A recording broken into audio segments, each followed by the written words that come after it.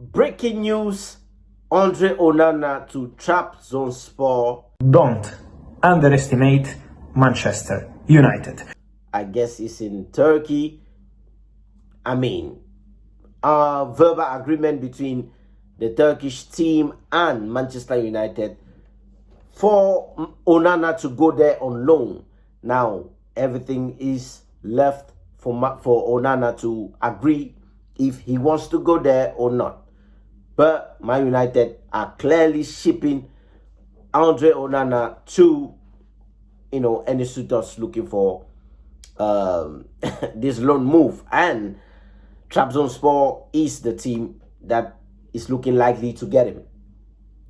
Andre Onana, I have been backing him like a lot as a Cameroonian and also a Manchester United fan. But he has been letting me down so many times. So many times. This last game he played, I thought you would at least go quietly. We just played, Cameroon just played a game against, who was that? I cannot remember anymore. We just played a game, I think, was it yesterday? Yesterday. And we won the game 3-0, right? Cameroon played the game very well, and Onana did not have to do anything. Couple of one save here, but that was it. And I just think, like, when it comes to something happened, to be honest. He became so bad that I myself, I'm just saying, like, you know what? Enough. I love my club. Like, forget about the player coming from Cameroon. I just love my club.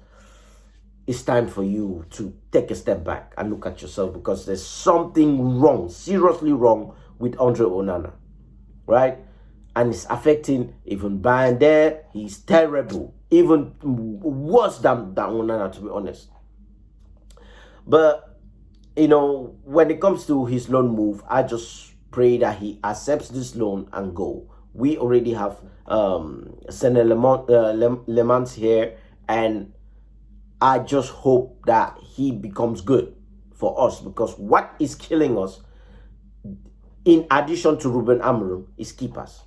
We have terrible keepers, and it was really never like this, when De Gea had his time and unfortunately became surplus to requirement. So as Onana and Bayendir. And, talking about Ruben Amorim, if you have been watching my channel, you will know I want Ruben Amorim out, or I wanted him out, right? And my stance haven't changed, because he hasn't really shown me a lot. But I am seeing where he's going. I am seeing where he's going with the football, right? What he's trying to implement, right? The only issue I have here is now we have a new keeper, which it will change. And if Ruben Amorim employ three midfield playing style rather than two, we will win a lot of games. Manchester City are coming with 3 in the midfield. Chelsea will be coming with 3 in the midfield. Those are our next games. And if Ruben Amorim is wise enough, he needs to employ 3 in the middle. Šeško come from the bench, no problem.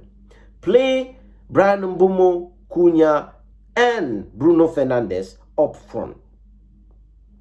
Get Ahmad in the wings, and make that midfield be Bruno Fernandes, Casemiro, and Kobbie Mainoo in that.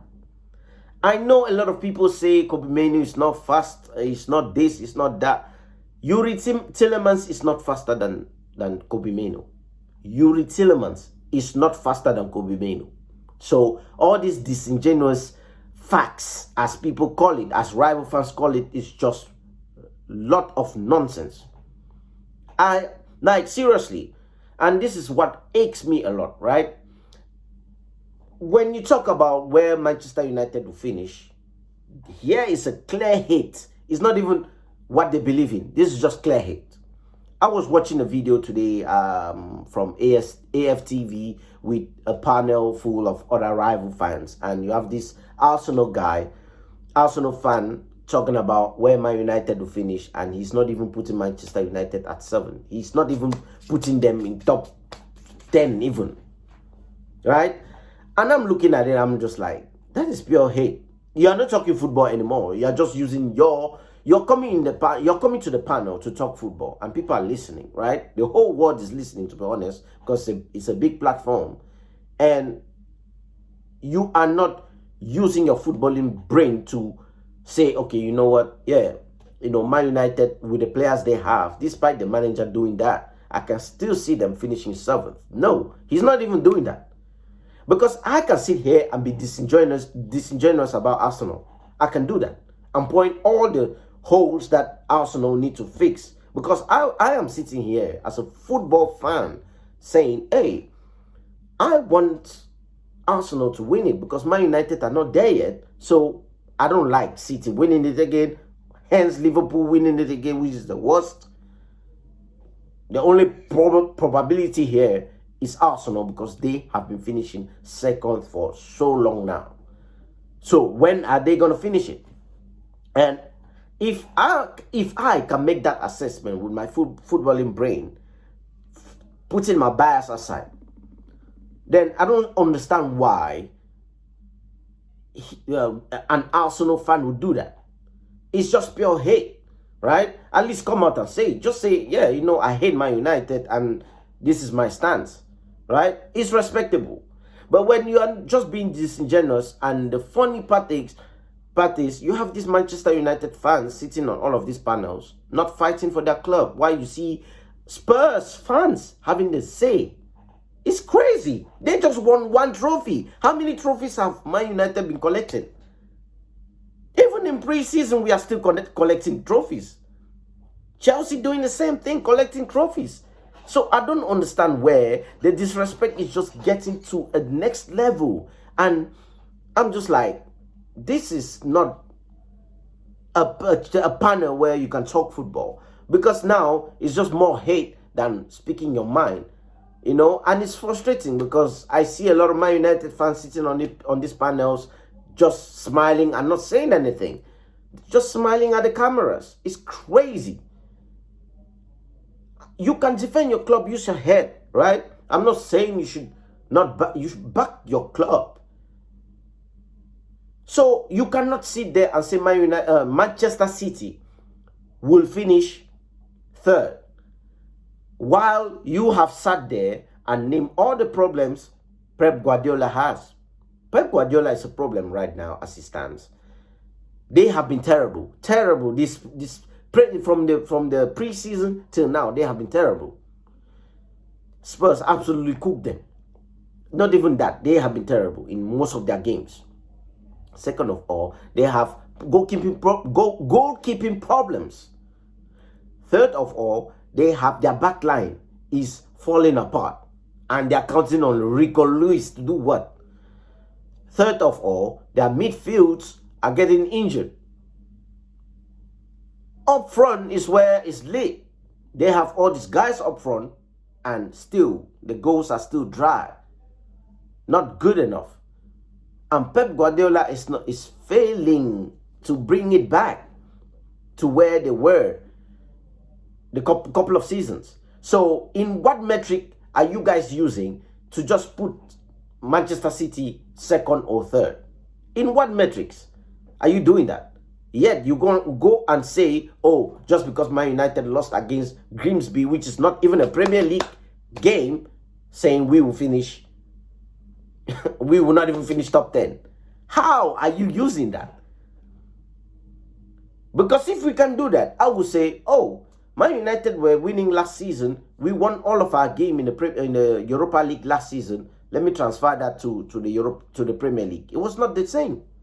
So why will you use the Grimsby game as a measuring stick to say Man United will not finish top 5 or top 7 even?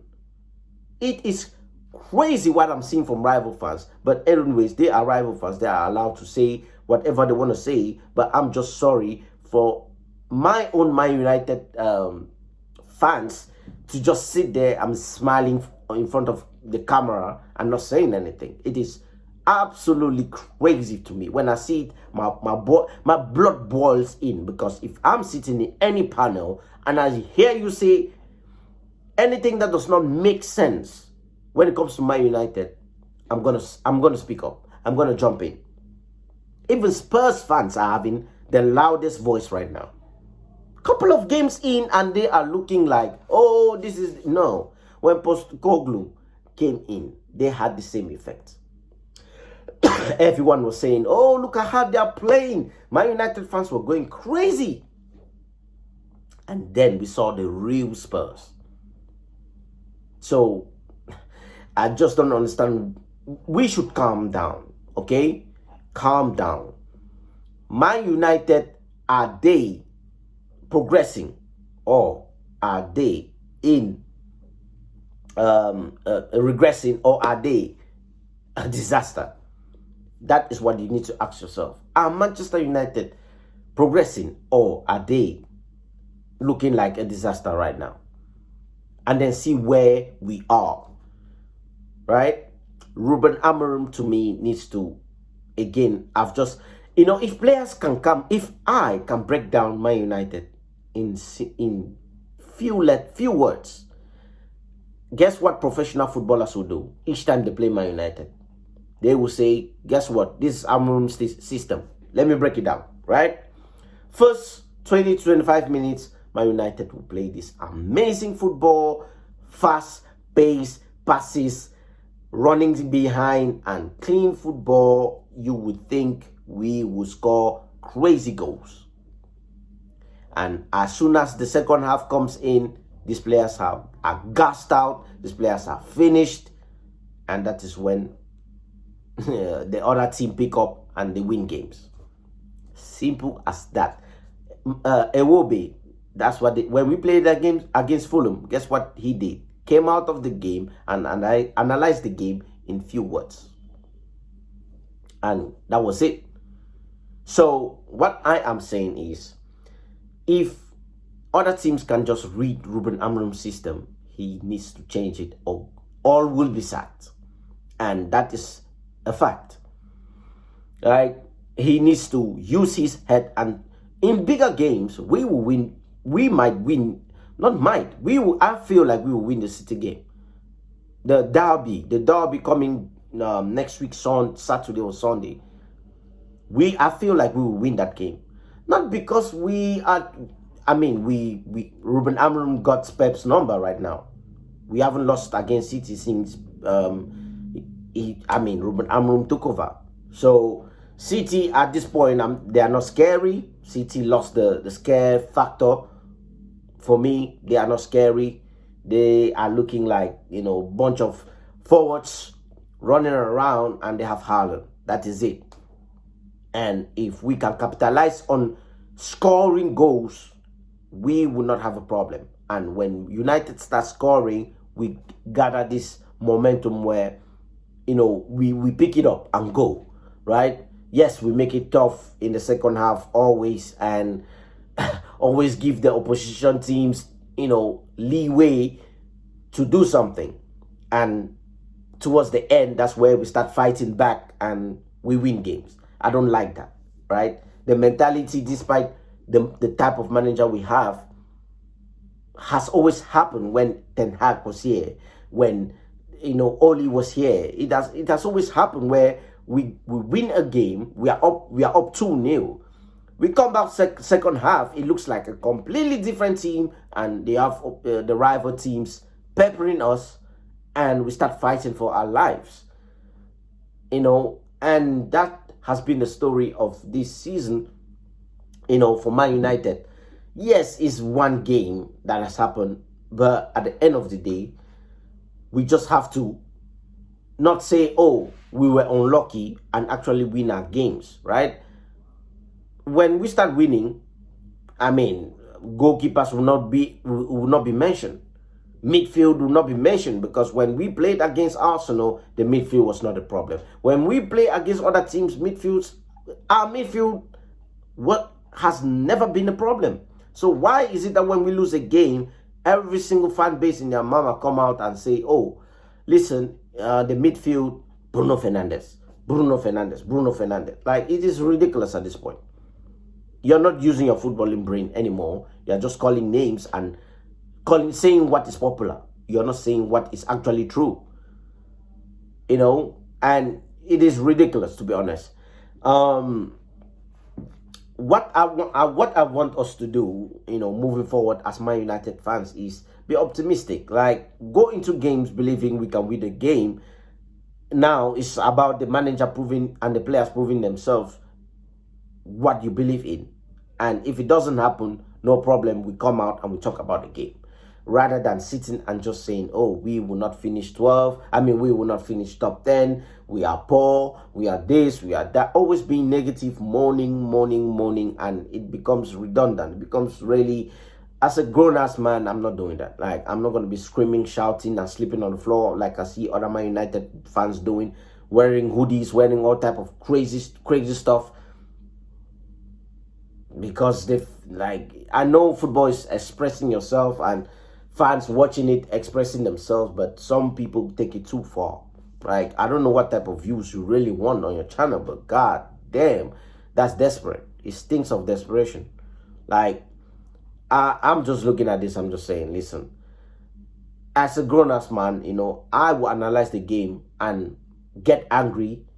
Express what I'm feeling in a way that is reasonable, but not rolling on the floor and doing all of that crap like I see all the fans saying, and coming to all the panels, different panels, and I'm watching Man United fans not even backing their own, hating their own players, and not backing even what we have seen so far this season. Yes, it's not good enough, but tell me there's nothing you're optimistic about. It's crazy.